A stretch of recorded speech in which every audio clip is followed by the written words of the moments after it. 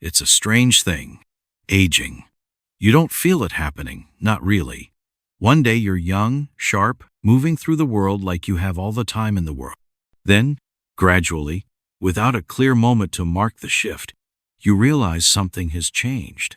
Not just in your body, but in your habits, your thoughts, your way of being. The oddest part? Most people don't even notice the changes creeping in. Not even themselves. And that's what we're here to talk about. There are things you start doing as you get older that you wouldn't have imagined doing in your younger years. Small things, gradual things, things that seem harmless at first, but over time they pile up. They shape the way you live, the way you see the world, the way you interact with others. And almost no older person realizes they're doing them.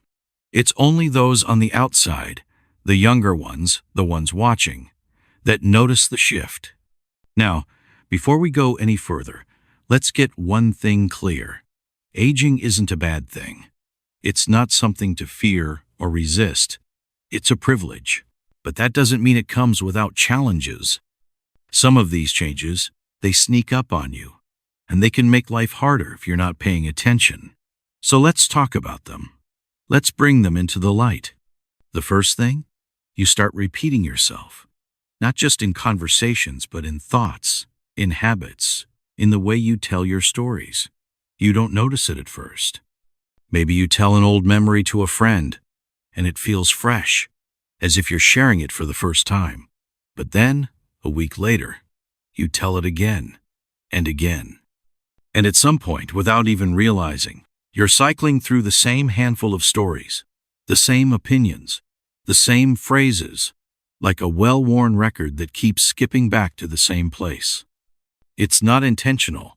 It's just that, as you age, your world shrinks in certain ways. Your experiences slow down. You aren't collecting as many new stories, so you lean on the ones you already have. And sometimes, those stories become your way of holding on to the past, a way to remind yourself and others of the life you've lived. The tricky part? You don't hear yourself doing it. You think you're just sharing something meaningful. But the people around you, especially the younger ones, they've heard it before. They nod politely. They smile. But inside, they already know what you're about to say. Now, this doesn't mean you should stop telling stories. Stories matter. They're part of who we are. But it's worth paying attention, asking yourself, have I told this before? Is there something new I can share instead? Because when you make room for new experiences, even small ones, you'll find you have more to talk about. The second thing that happens, you become more resistant to change. Again, it's not intentional. You don't wake up one day and decide, I'm going to be stubborn. But life has a way of settling into routines. You find what works for you, what makes sense, what feels familiar.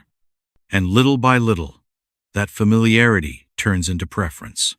And that preference turns into resistance. Technology changes, social norms evolve, the world moves forward, and you feel less and less inclined to keep up. Maybe it's a new piece of technology you don't want to learn.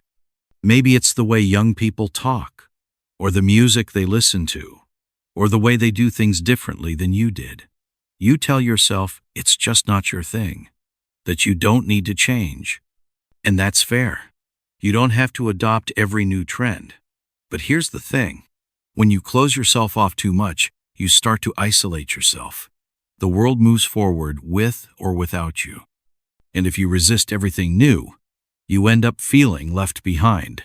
Not because the world doesn't value you, but because you've chosen not to engage with it. Aging well isn't about clinging to the past. It's about staying curious, staying open. It's about recognizing that just because something is different doesn't mean it's worse. If you can hold on to that mindset, you'll find that aging doesn't make you feel disconnected. Instead, it makes you a bridge between generations. That brings us to the third thing that happens. You start underestimating your own ability to change. This one is sneaky. It creeps in gradually. At first, it's small. Maybe you tell yourself, I'm too old to learn that. Maybe you convince yourself that certain things, new hobbies, new skills, new ways of thinking, are for younger people. And little by little, that thought shapes your reality. You stop trying new things because you assume it's too late. You stop challenging yourself because you think you're set in your ways. And before you know it, you've built walls around your own potential. But here's the truth. You are never too old to change, never too old to learn, never too old to surprise yourself. The only real limitation is the one you believe in. Think about it. How many people do you know who still drive, still read, still engage in the world well into their 80s and 90s? The difference isn't in their age, it's in their mindset. They never stopped seeing themselves as capable. They never let the world tell them they were done growing. And that's the key. The moment you believe you can't change, you stop trying. But if you hold on to the idea that you're still growing, still learning, still becoming the person you're meant to be, you'll find that age is just a number. The fourth thing that happens as you age, you start losing patience, even when you don't mean to. It starts small. Maybe you get irritated when someone is taking too long at the grocery store checkout. Maybe you feel a little more frustrated when you hear people talking loudly in a restaurant. Maybe you find yourself shaking your head at the way young people dress, or the way they speak, or how they seem glued to their phones all the time. And here's the tricky part. You don't feel like you're being impatient. You feel like you're just noticing things, just calling them out for what they are. But what's really happening is that your tolerance is shrinking. See, when you're young, the world is a mess, but it's a mess you're used to. You're in it, moving with it, adapting to it. But as you age, you start to feel like an outsider looking in. The world keeps changing, and instead of rolling with it, you start to feel like it's all just too much, too fast, too loud. So you react, you get annoyed, you snap, even if it's just in your head. You assume people today are different, worse in some way, but they're not. They're just living in a world that's moving forward, the same way you did when you were young. The danger of losing patience isn't just that it makes you grumpy, it's that it slowly pushes people away. No one enjoys being around someone who's constantly irritated, constantly sighing, constantly shaking their head at everything. If you want to keep your relationships strong, if you want to stay connected to the people around you, you have to make the effort to be patient. Because the truth is, the world isn't getting worse, it's just changing. And the more patience you have for it, the more peace you'll find in your own life. Now, let's talk about the fifth thing that happens. You start talking more than you listen. This one's tough, because most people don't realize they're doing it. When you're young, you listen more. You're learning, absorbing, trying to understand the world. But as you get older, something shifts. You feel like you already know what needs to be said, so you say it. You feel like you've been through enough to have the answers, so you give them.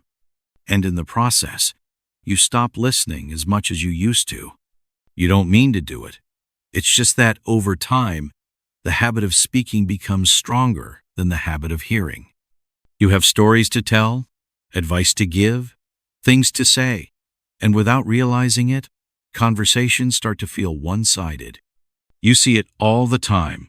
Older people who dominate discussions, who jump in before someone finishes a sentence, who turn every conversation back to their own experiences. And the sad part? They don't notice they're doing it. They think they're just participating, just sharing. But the people on the other side of the conversation, they notice. And over time, they stop trying. They stop sharing their thoughts, stop bringing their problems, stop opening up, because they know they won't really be heard. If you want to stay connected to the people in your life, you have to make sure you're still listening, not just waiting for your turn to talk, not just offering advice before someone even asks for it, but really, truly listening.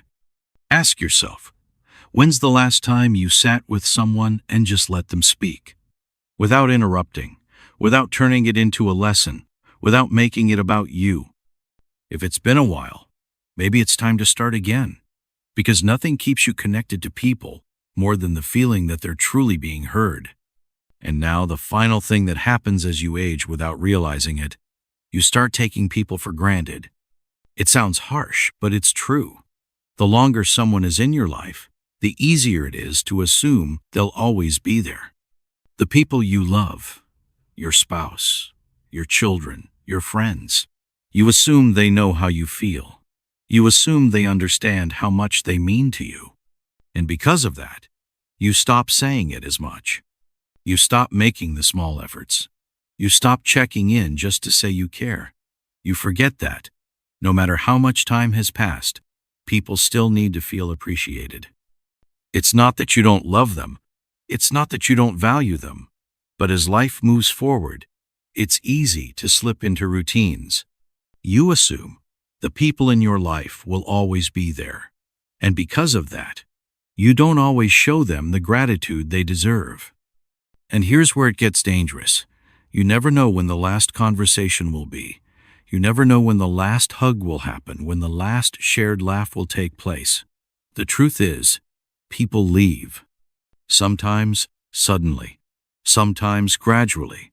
But either way, if you aren't making the effort to show them they matter now, you may not get another chance later.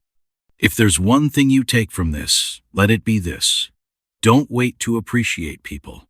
Tell them you love them. Thank them for the things they do, even the small things. Make sure they know, beyond a doubt, that they are important to you.